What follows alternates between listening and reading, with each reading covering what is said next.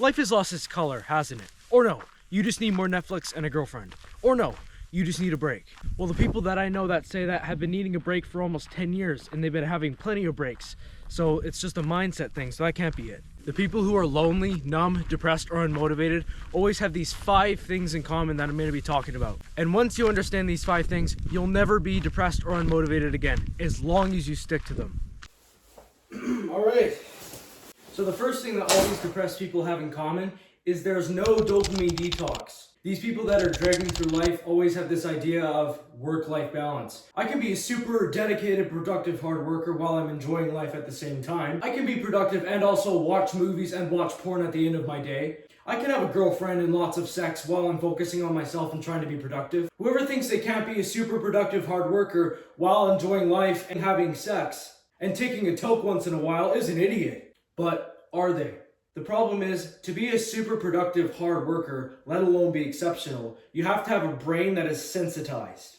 I would even go as far as to say as even watching a movie at the end of the day is just too much pleasure. And by pleasure, I mean pointless fun. Let's scrap all the things that we know make us less productive. Let's scrap out the weed, let's scrap out the porn, let's scrap out the video games. Let's just say, watching a movie at the end of the day. How much dopamine you get in a movie. It is this fake, almost perfect reality. It's this fantasy, and the problem is, it's not even your life. You're focusing on somebody else's life. Focusing on somebody else, chasing success, getting successful, getting the best girl in high school, getting the best income because of a genie. This is fantasy world. It's focusing on somebody else, achieving the things that you want while you're sitting on a couch. That rewires your brain. That rewires it. Instead of craving results in the real world, it now craves results in a fake one.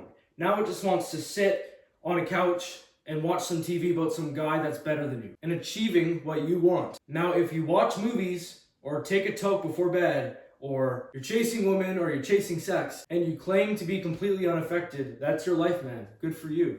If your life is full of color and you're enjoying it and you're productive while you're chasing all those external things and pleasures, good for you. That works for you. But if that isn't you and you're dragging through life and you're having a hard time being positive, then I'm here to tell you how to get rid of that dullness in your life from my experience. And trust me, I'm very confident in what I know because it's working.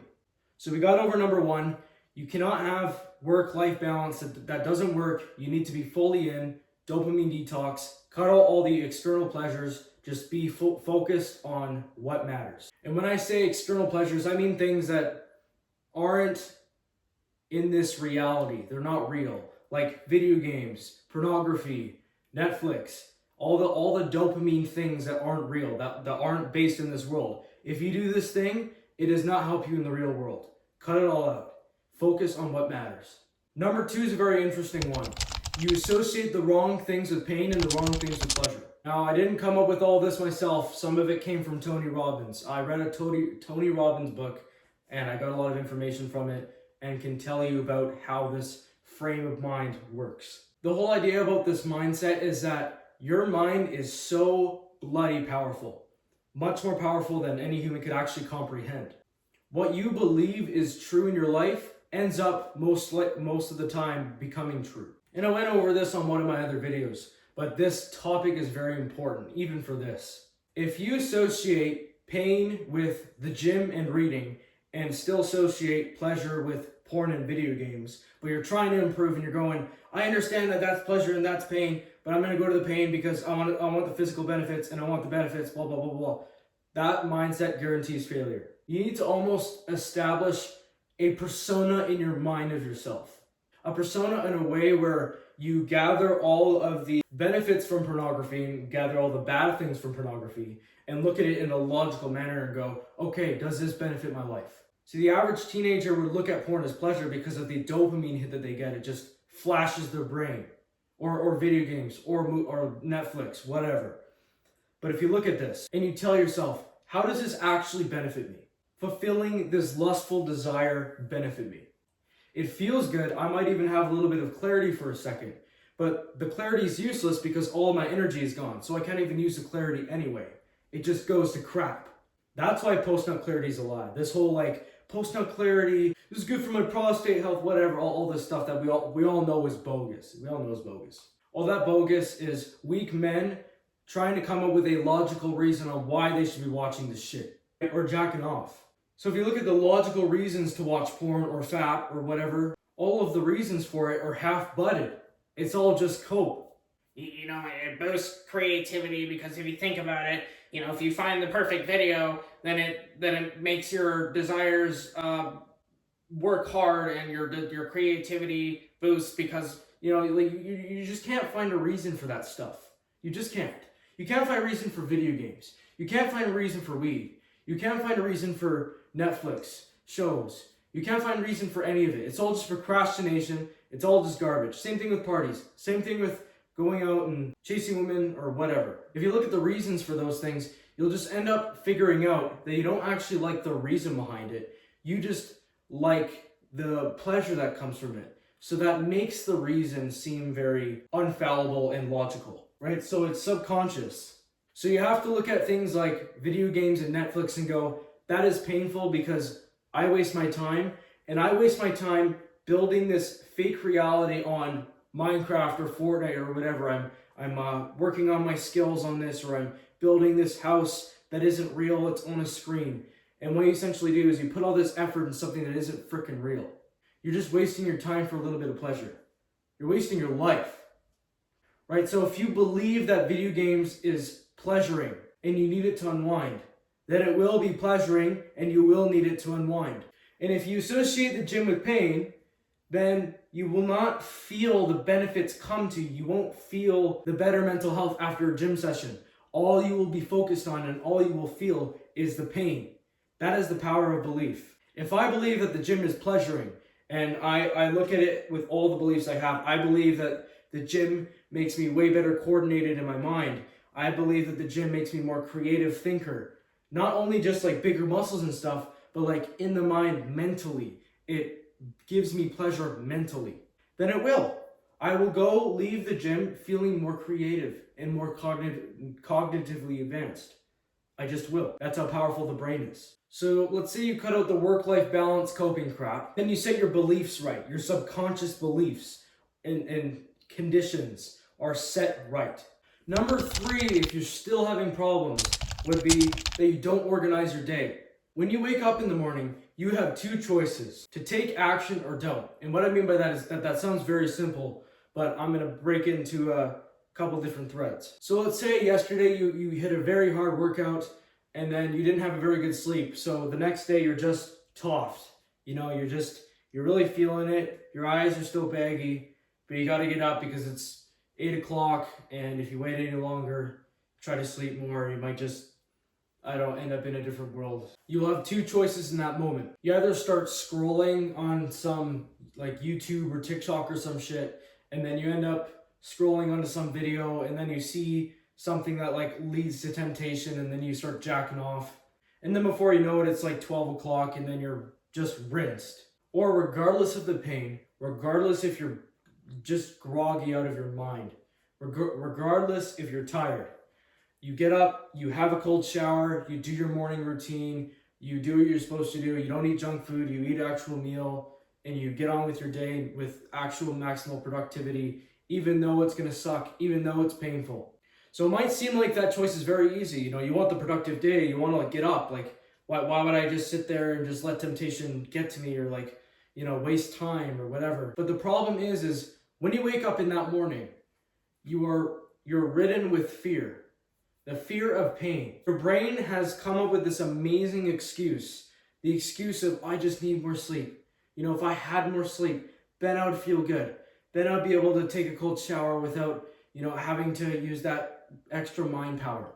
You know, and then your brain comes up with more excuses. And then you have all these excuses like, oh, like, I already did a workout, I don't have to do one today. You know, all these excuses, all these things. And all the excuses are ridden by fear. The fear of pain, of how the cold shower is going to feel when you're tired. The pain of having to sit and eat without having to scroll or like watch some crap. Like you actually have to sit there and eat without like blowing your brain with dopamine. You're actually focusing throughout the day. But that's where organizing comes in. Because that fear, not only is it there, it is amplified. It's amplified because you do not have a set schedule. Your day is not straightforward. It's not get up, have a cold shower, eat, make a YouTube video, go to the gym, and then do some editing, and then go kickboxing, and then go eat again, and then, like, you know, it's not straightforward. It's not like that. It's just rinse, basically. You don't know what your purpose is. You don't know where to go. You don't know what to do. Your day's not filled with things. And that's why you need something like a journal. Every night, I write what I'm going to do for the next day. You know, I come up with all the things, and I don't leave any free time, because free time kills.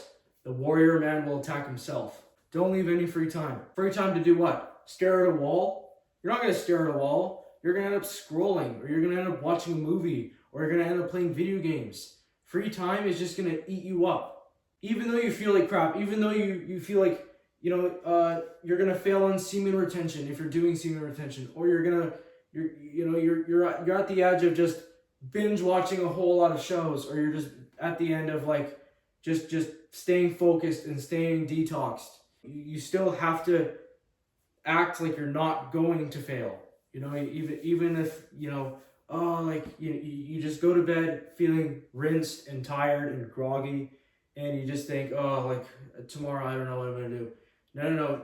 You have to sit for 10 minutes and journal what you're gonna do tomorrow. Otherwise, tomorrow is shot. It is. It's done. You need to organize. So have a journal with you before bed and write what you're gonna do the next day. So you're not unmotivated and you're not depressed, because you have purpose. Number 4, and you would actually be surprised how many people have this problem. They have all the tools, they have the organizing, they have this, they have that, they have just the brain for success. But the problem is they just don't take action. Like I said before, it's fear-based. They just don't know what to do. And what I mean by that is they don't know what to do with their life. They don't know if they should go and start a business. They don't know if they should start working for one. They don't know if they should go to college. They don't know if they should go to university. They don't know too many things. They don't know enough. But the problem is you don't need to know. What you need to understand is that there is no perfect time. There's no perfect place. Obviously, you've been through this. You've watched 100 videos of somebody saying that. But when I started this YouTube channel, I wasn't very motivated to do it. There was a lot of, you know, I'm starting at zero. What's the point? You know, I could start something else. I could do something else. Maybe it'll be better. No. I'm just going to wing it, because why not? I need something to do. I need purpose. I need something in my life that I'm working on. Otherwise, I'm going to drill a hole through my soul. It doesn't matter if you're super motivated to do it. It doesn't matter if you have this warmth, this feeling of certainty that this is going to work, because a lot of the times it's not like that. For anything, it's never like that. But people just wait for this perfect feeling to arise on them, like this feeling of certainty, like, oh, this is all going to work. Like, no, it's not like that. You start at zero most of the time. You start unmotivated most of the time. It's fine if you're not motivated to do something. It's fine if you're not motivated to start a YouTube channel. It's fine if you're not motivated to start a business. You just need to take the step and do it. Otherwise, you're staying where you are. And if you're not growing, you're dying. And then the last one, this one's kind of interesting because it's super well known, and a lot of the times it is misdiagnosed. Negative thinking due to a lack of self-value and too much ego. You talk yourself down, you talk yourself out of things, you hate everybody, you hate everything, everything's in the way. It's only a amount of time that your bottle gets too full, because your bottle is special. It's special for some reason. This ego of yours makes you think that, oh, I'm special, you know, I don't operate like other people do, you know, I have this big strength for this big weakness. People just need to get out of my way so that I don't get angry at them, because if I get angry at them, it's their fault. Now, that is the symptom of the problem. It's not the problem. The problem is the one thing that makes you feel insecure inside. Because what that does is that drives you to just back out of things, be unmotivated, because you're insecure in yourself to a point where if what you're doing is imperfect, you think that people aren't going to look at you as this superior being. And that's what insecurity is. It's all about you being perfect. And you're not perfect. And, well, that's really easy to say, and it's hard for you to understand it because it's not just words, right? So if this is one of your problem is that you're chasing the perfection out of the external because you don't think, or at least you don't see much of the goodness inside. You don't see your value from within you. So you try to chase all these things externally. You're going chasing women because you want to be valued and you want to be seen as this important person that gets laid all the time. Because if you were chasing women and getting a lot of sex, then that's what you would associate yourself with. Or it could be muscles to a degree. It could be going to the gym. The only difference is that you're competitive in a way that is self-sabotaging. And when you see someone that's better than you, it makes you depressed, unmotivated, on all of it. So find value and beauty for what you are authentically and what you are on the inside. And understand that externally, you're never going to be perfect. Not even the people who are posting all these social media videos about, oh, I have the most beautiful girl in the world, I got the car, I got the job, I got the house. Like, they're not even perfect. In fact, anybody could do that. Anybody could work super hard for 10 years and get the girl they want, get the house they want, get the car they want. They just don't do it. And a lot of the times, it's because of that. Their lack of self-worth. They have self-pity. So I hope you enjoyed this video, my friends. I hope it helped you. I hope it helped you get out of this rat's nest of life. And if you're one of those people that bed rot and play video games, just know that there's something way better for you. That's pathetic. There's something better for you waiting. And make sure to take life seriously, because people who take life seriously do not bed rot and play video games. Peace. No.